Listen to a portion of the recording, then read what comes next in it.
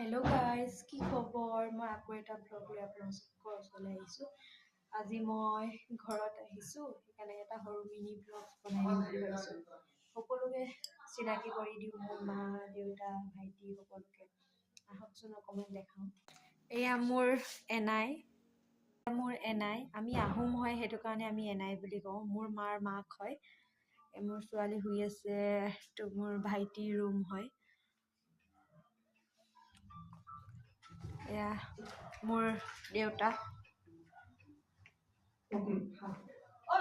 শুই আছে, সকাম মোৰ আইতা ঢুকাইছে, মা এয়া কাম কৰি আছে। মোৰ গাটো বেয়া, সেইটো কাৰণে মাকে কৈছোঁ অকণমান আজি হেল্প কৰিব পৰা নাই। ইফালে সকামো আছে, আইতাৰ ঢুকাইছে।